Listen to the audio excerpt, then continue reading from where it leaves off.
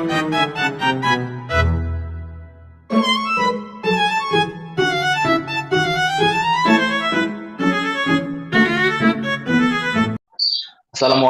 warahmatullahi wabarakatuh. Salam, Om Swastiastu, Namo Buddhaya, Salam Kebajikan. Selamat siang Bapak dan Ibu. Mohon izin kami dari Angkatan 19 Kelompok 3, Sub Kelompok 1. Pada kesempatan kali ini kami akan menyampaikan presentasi kami mengenai analisis isu kontemporer pembangunan sumber daya manusia. Sebelum masuk ke materi, mohon izin saya memperkenalkan kelompok kami. Yang pertama, Indarko Deni Prasetyo. Yang kedua, Nisrina Zahra Salsabila.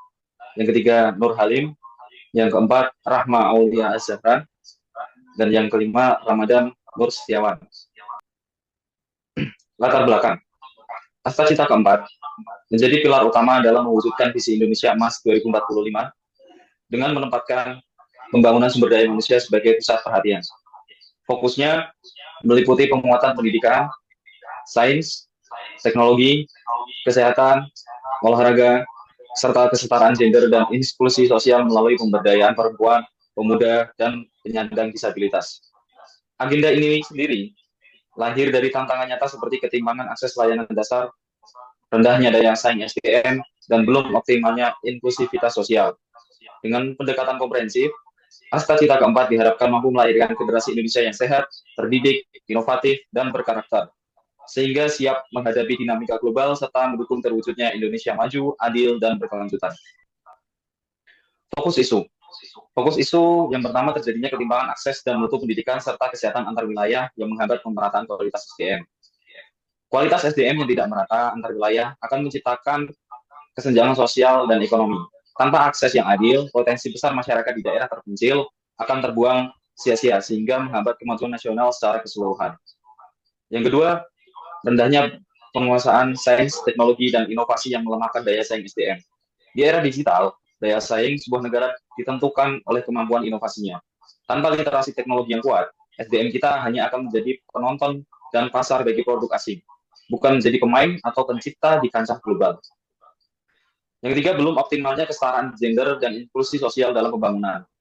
Pembangunan yang inklusif memastikan tidak ada satupun kelompok, termasuk perempuan dan kelompok rentan yang tertinggal. Melibatkan semua lapisan masyarakat, berarti memaksimalkan seluruh potensi tenaga kerja dan pemikiran kreatif yang ada untuk mempercepat pembangunan. Kemudian ada teknik APKL. Sebelum masuk ke angka, kami menyaring isu melalui 4 filter utama, yakni yang pertama aktual, isu yang benar-benar terjadi dan sedang hangat dibicarakan, kemudian problematik, isu yang memiliki dimensi masalah yang kompleks sehingga perlu dicari solusinya. Kehayalakan, isu yang menyentuh hajat hidup orang banyak bukan kepentingan golongan. Dan yang terakhir, layak, isu yang masuk akal dan relevan untuk memunculkan inisiatif pemecahannya.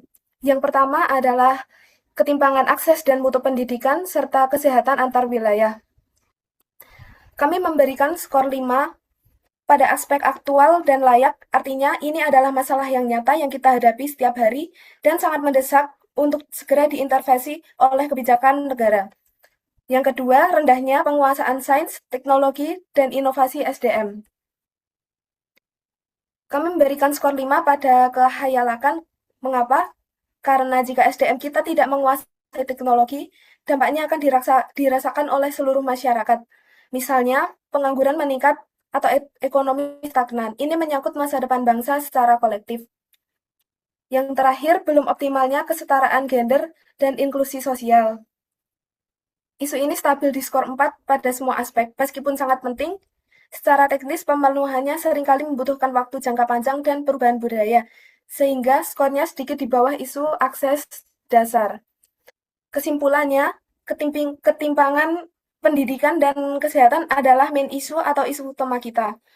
Meskipun ketiga isu dikategorikan sangat prioritas, isu ketimpangan akses dasar mendapatkan total skor tertinggi, yakni 18. Hal ini menunjukkan bahwa sebelum kita bicara jauh tentang teknologi atau inklusi sosial yang ideal, harus menyelesaikan dulu fondasi dasarnya, yaitu kesehatan dan pendidikan yang merata.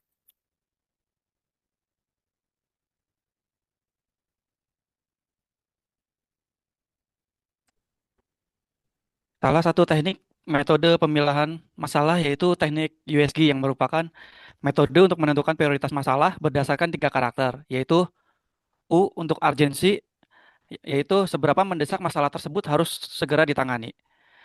S untuk seriousness atau keseriusan, yaitu seberapa besar dampak atau akibat yang ditimbulkan jika masalah tidak segera diselesaikan. Dan untuk G atau growth atau perkembangan, yaitu seberapa cepat masalah tersebut berkembang atau membesar jika dibiarkan. Cara menggunakan metode ini yaitu setiap masalah kita memberikan nilai skor aspek pada setiap aspek yaitu U, S, dan G. Nilai dari ketiga aspek tersebut dijumlahkan, lalu masalah dengan skor tertinggi akan menjadi prioritas utama untuk ditangani. Seperti pada tabel berikut, kita memiliki 3 isu yaitu satu, ketimpangan akses dan mutu pendidikan serta kesehatan antar wilayah. Yang kedua, rendahnya penguasaan sains, teknologi, dan inovasi SDM. Yang ketiga, belum optimalnya kesetaraan gender dan inklusi sosial. Untuk di isu yang pertama, kita memberikan urgensi 5 dan seriousness 5.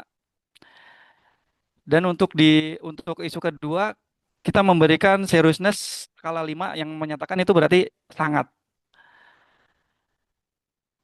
Sehingga dapat disimpulkan dari ketiga masalah tersebut,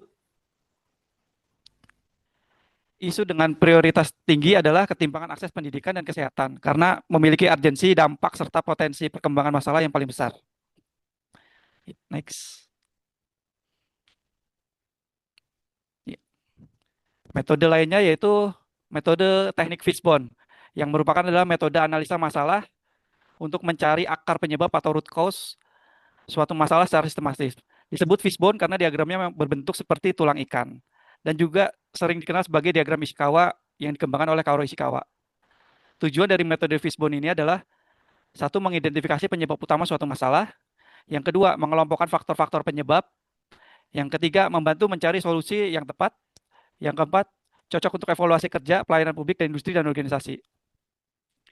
Untuk bentuknya, bentuk diagramnya itu seperti kepala ikan yang merupakan masalah utama dan disambungkan dengan tulang utama yang diartikan sebagai kategori penyebab serta tulang-tulang kecilnya yang diartikan sebagai rincian penyebab.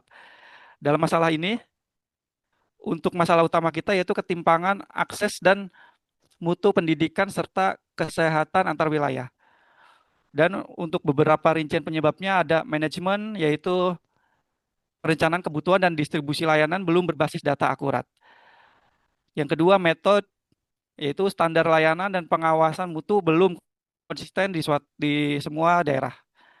Yang ketiga, men atau SDM, distribusi tenaga pendidik dan tenaga kesehatan masih tidak merata. Yang keempat, environment, yaitu kondisi geografis sulit dijangkau, konektivitas rendah. Yang kelima, material, alokasi dan pemanfaatan anggaran belum efektif dan tepat sasaran. Dan yang terakhir, mesin, keterbatasan fasilitas sekolah, puskesmas atau rumah sakit, dan infrastruktur TIK di wilayah 3T.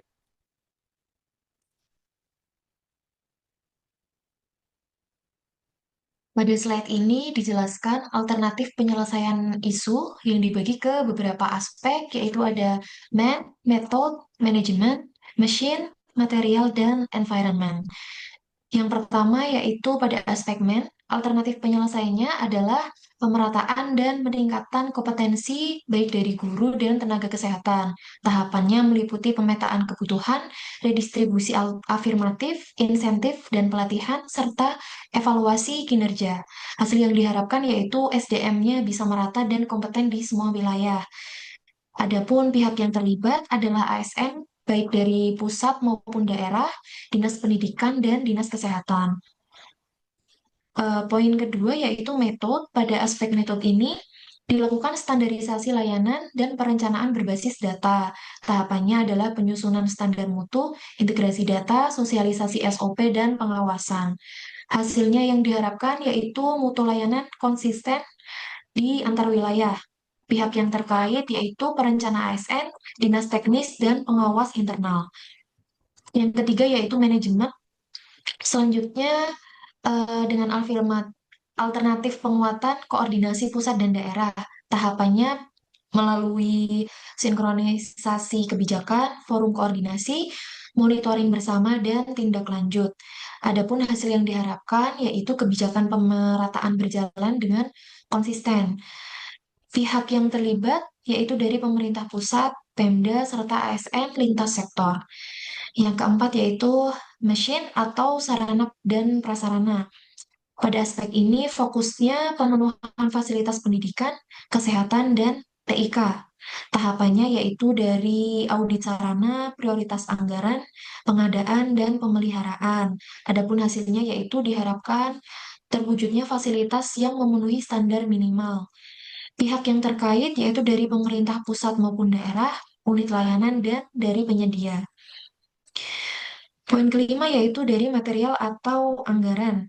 Pada aspek ini, alternatifnya yaitu penganggaran tepat sasaran di wilayah prioritas. Tahapannya bisa meliputi analisis kebutuhan, penetapan prioritas, pengawasan realisasi, dan evaluasi. Adapun hasil yang diharapkan yaitu anggaran bisa efektif dan berdampak langsung. Pihak yang terlibat yaitu Bapeda, Dinas Teknis, dan Inspektorat. Poin keenam yaitu dari environment atau lingkungan itu sendiri, yaitu pemanfaatan layanan digital dan mobile service. Tahapannya meliputi penyediaan jaringan dan perangkat, pelatihan, layanan jarak jauh, serta monitoring. Hasil yang diharapkan yaitu akses layanan meningkat meskipun di wilayah yang sulit. Pihak yang terkait yaitu ada ASN, mitra TIK, dan masyarakat. Keenam aspek ini saling mendukung untuk memastikan pemerataan layanan baik dari sisi SDM, sistem, sarana, hingga akses masyarakat. Kemudian bagian yang terakhir yaitu kesimpulan dari penjelasan dari awal berdasarkan analisis isu dengan teknik USG, APKL, dan Fishbone ditemukan 3 persoalan utama dalam pelaksanaan asta cita keempat, yaitu ketimpangan akses pendidikan dan kesehatan, rendahnya penguasaan sains dan teknologi, serta belum optimalnya kesetaraan gender dan inklusi sosial. Ketiga isu tersebut bersifat mendesak, berdampak luas, dan perlu menjadi prioritas penanganan. Analisis sebab akibat menunjukkan bahwa masalah ini dipengaruhi oleh faktor sumber daya manusia, metode kerja, sarana prasarana, anggaran, lingkungan, dan tata kelola yang saling berkaitan. Oleh karena itu, penyelesaiannya memerlukan langkah terpadu melalui pemerataan layanan, peningkatan kompetensi dan inovasi, serta kebijakan yang inklusif. Dengan dukungan aktif ASN dan seluruh pemangku kepentingan, pembangunan SDM diharapkan mampu mewujudkan kualitas manusia Indonesia yang unggul, merata, dan berkeadilan. Demikian presentasi dari kelompok kami. Mohon maaf apabila terdapat kesalahan dalam perkataan. Sekian dari kami. Wabillahi taufiq wal hidayah. Wassalamualaikum warahmatullahi wabarakatuh.